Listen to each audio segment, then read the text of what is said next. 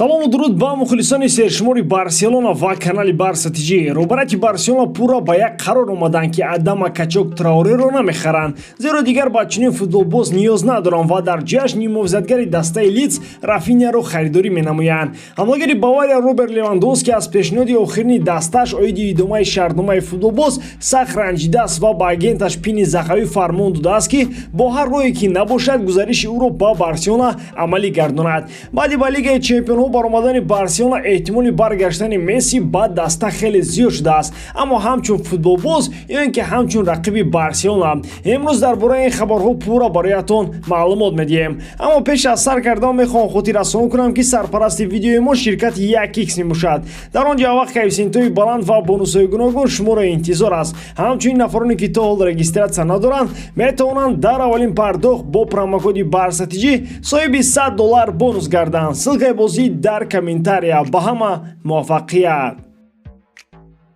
дар Барселона ба хулосае омаданд ки Адама Траореро тобистони имсол ба маблағи 30 миллион евро харидорӣ намекунанд, зеро ба фикри онҳо дигар ба Адама ниёз надоранд. дастаи Волверхэмптон низ ба Тринкау ниёз надорад ва эҳтимолан футболбозон ба дастаҳои худ бармегарданд. ҳадафи асосии Барселона дар мавқеи Адама Траоре амлагари Лидс Юнайтед Рафиня мебошад. хави ба намояндагони Барселона хабар додааст ки Рафиняро беҳтарин трансфери хати ҳамлаи даста мешуморад ва онҳо бояд тамоми кӯшиши худро ба харҷ диҳанд ки ӯро ба як маблағ муносиб ба Барселона биёранд. тибқи хабарҳои охир Барса аллакай Лидсро огаҳ намудааст ки хеле ҷиддӣ масъалаи трансфери Рафиняро омӯхта истодааст ва аллакай бо худи футболбоз оиди шартномаи 5 сола ба мувофиқа расиданд. дастаҳои дигари Аврупо низ хоҳиши трансфери ӯро доранд, аммо агенти ӯ собиқ футболбози Барселона Деку аст ва барои Рафиня айни замон Барса дар мадди аввал қарор дорад. агар Лидс дар мавсими оянда дар Премер-лигаи Англия боқӣ монад, барои трансфери Рафиня на камтар аз 60 миллион евро талаб мекунад,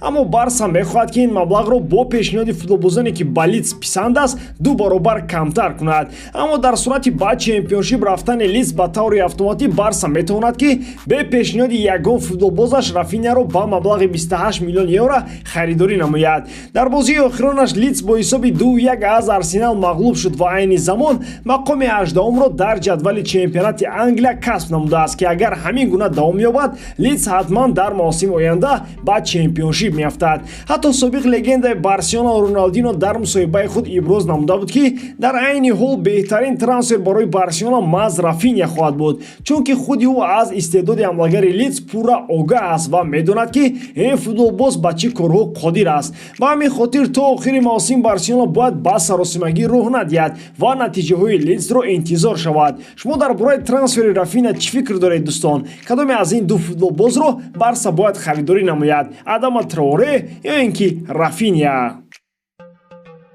ҳамлагари Бавария Роберт Левандовски аз пешниҳоди охирини дасташ оиди идомаи шартнома хеле сахт ранҷидааст, зеро ба қавли худи футболбоз дар Бавария ба ӯ ба қадри кофӣ эътимод надоранд ва барояш пешниҳоди идома додани шартнома ба муҳлати кӯтоҳ ва кам кардани маошаш карданд. новобаста аз сину солаш Левандовски боварӣ дорад ки чанд соли дигар дар топ чемпионатҳои аврупоӣ ба натиҷаҳои бузург ноил шуда метавонад. чуноне ки агенти Роберт Пини Захавӣ ба Матео Алемани хабар додааст, Левандовски дигар дар Германия худро хуб ҳис намекунад ва бо вуҷуди оне ки шартномаи беҳтаринро дорад, мехоҳад ки аз имконияти охирини худ барои як ҷузъи лоиҳаи нави бузурги варзишӣ шудан истифода кунад. Захавӣ ба Алемани кафолат додааст ки роҳҳои амалӣ гардониндани трансфери Робертро ба Барселона пайдо мекунад, зеро худи Левандовски ба агенташ фармон додааст ки ҳарчи зудтар масъалаи гузаришашро ба Барселона ҳал намояд ва дигар аз фикраш намегардад. Захавӣ қариб ки ҳар рӯз бо Барселона дар алоқа аст ва аз рафти кор ба каталониҳо маълумот медиҳад.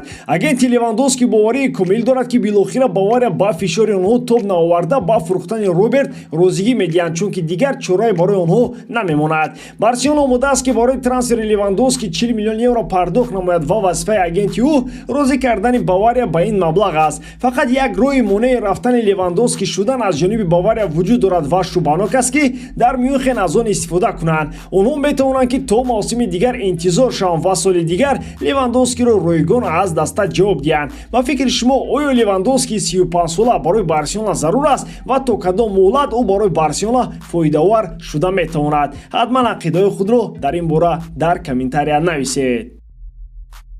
баъди мағлуб кардани Бетис бо ҳисоби 2-1 Барселона пурра иштирокчии марҳилаи гурӯҳии Лигаи чемпионҳои мавсими оянда гардид. Новобаста аз оне ки мақоми чандумро то охири Ла Лига Барселона ишғол менамояд, фақат барои иштирокчии Лигаи чемпионҳо гардиданаш наздики 50 миллион евро ба буҷаи худ ворид месозад, ки онро метавонад дар равзанаи трансферҳои тобистона масраф созад. Рақиби асосии Барселона дар гурӯҳ эҳтимолан дастаи ПСЖ мегардад, вале Бавария, Манчестер Сити, Ливерпул, Интер, Милан ва Айнтрахт низ шояд яке аз рақибони Барселона мегарданд. Агар Барселона бо Месси дар як гурӯҳ афтад, баргаштани Месси ба Барселона фақат вақтро талаб мекунаду халос ва ин рӯзи таърихии футболи ҷаҳонӣ мегардад, ки Лионел Месси беҳтарин футболбоз дар таърихи Барселона дар Камп-Ноу бар зидди дастаи собиқи худ вориди майдон мешавад ва кӯшиш мекунад, ки дастаеро ки ӯро ба воя расонида ҳамчун футболбоз дар томи ҷаҳон муаррифиаш кардааст шикаст диҳад. Шумо дар бораи рақиби дастаи Месси шудани Барселона чӣ фикр доред? То кадом андоза мехоҳед ки Барселона дар як гурӯҳ бо Месси афтад?